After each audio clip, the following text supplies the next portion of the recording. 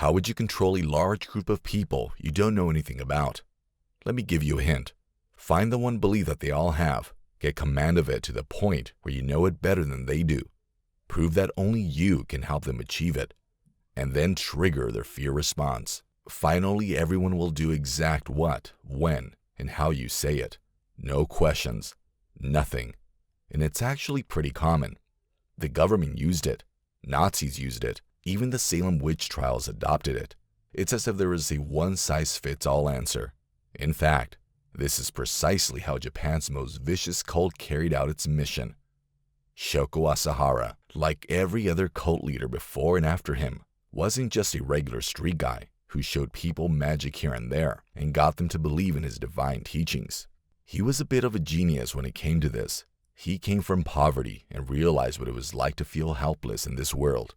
He knew that people will do anything to achieve the things they desperately want in their lives.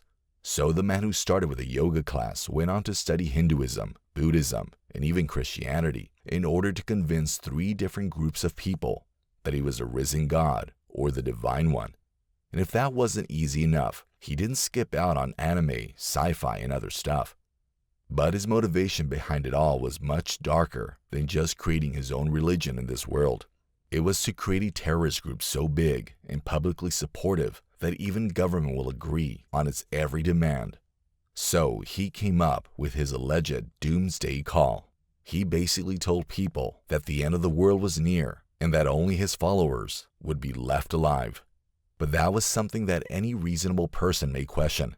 So he started making claims. He claimed to be able to levitate in the air, travel through time, and even view the world after World War III. He explained that he is a reincarnation of Christ in this age and has direct contact with the Hindu god Shiva.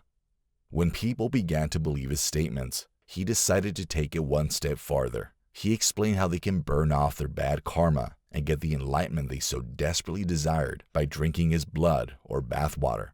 He started charging them high fees, which went directly to his goal of producing sarin gas. Now, for context, this gas is actually 500 times more poisonous than cyanide. He used it to literally kill more than 20 people while also damaging the nervous system and causing respiratory organs to panic in more than 6,000 people across 2 attacks. But it didn't happen overnight.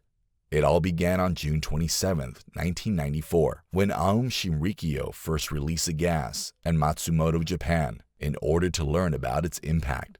It was exactly 10:40 p.m. when a converted refrigerator truck released gas near the home of 3 judges supervising the cult's real estate dispute case in the Kaichi Heights neighborhood. The fight was actually regarding the cult taking up a huge land and planning to set up an office and factory in the city's southern area. This was so opposed by the general public that around 140,000 petitions, representing almost 70% of the city's population, were collected, leading to the cancellation of his plan. Aum first wanted to discharge the gas exactly at the courthouse, but when the members found that the place was closed, he released it directly in front of the judge's housing facility. The casualties started rolling almost immediately. Some people started to have eye pain, headaches, nausea, and other symptoms. Paramedics were called. Hospitals were packed with patients who felt like they were dying as a result of this strange epidemic.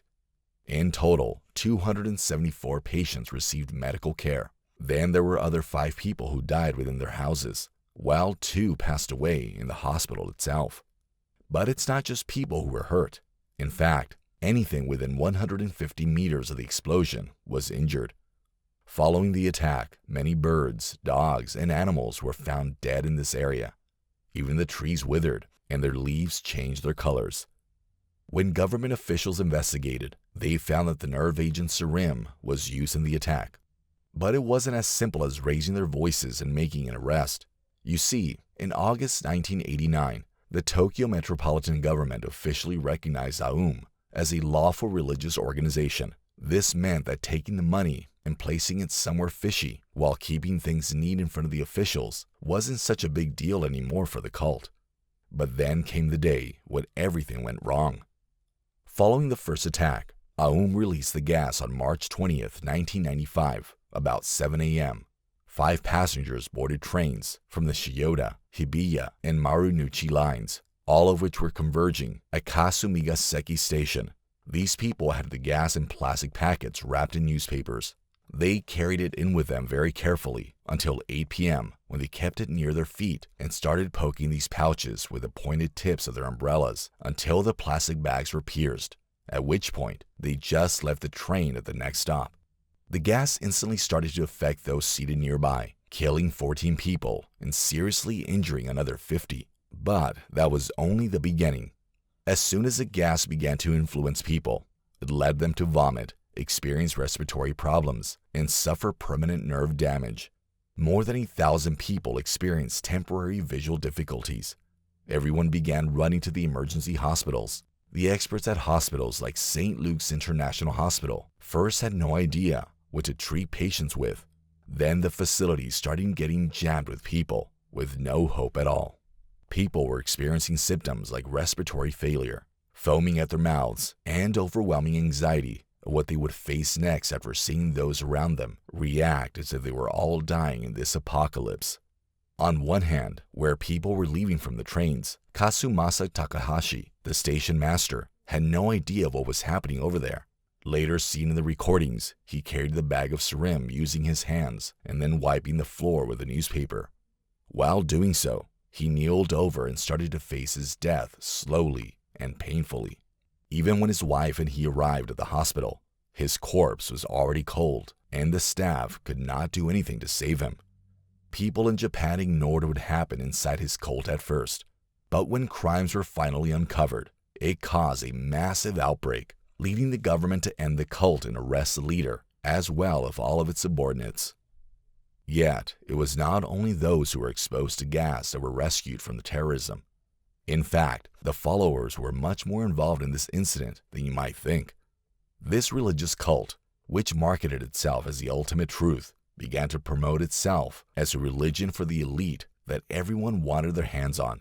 People went so far as to sell their homes and transfer their savings to the group in order to get involved. When they were finally admitted, they were forced to live in spaces completely controlled by the cult.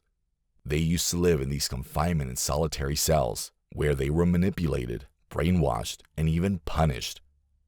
They were kept in sensory-deprived rooms and told they were leveling up, and if somebody broke through or tried to run away, they were not given meals and got locked in rooms that were tightly guarded by cult leaders.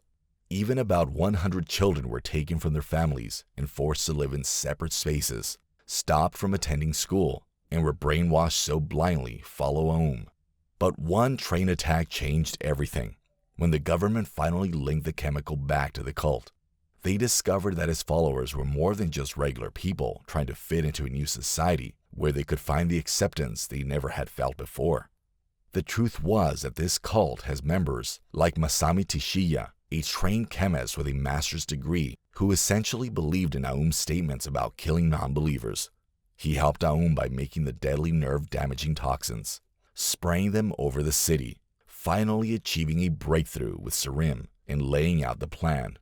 Lastly, following the train attack, police started trying to figure out where the Aum was actually hiding all along. It was exactly on May 16, 1995, that he was caught hiding inside a sealed secret room in a cult facility in Kamikushiki Hamlet, near Mount Fuji. After a long trial in 2004, he was finally sentenced to death, which led to his execution on July 6, 2018. In terms of what happened after his cult started, people stopped blindly believing in groups like this. But it did not end entirely. The cult divided into multiple subgroups, with the left becoming the most well-known, with over 1,190 followers operating in around 20 locations across the country. Then there were groups like Hikari no Wada and Yamada Run no Shudan, who were known for their devotion to Asahara, even after everything went so wrong. Currently, the government keeps close observation on all such followers and has learned from their mistake of allowing any leader to obtain so much power over the followers that they can end up terrorizing the whole nation.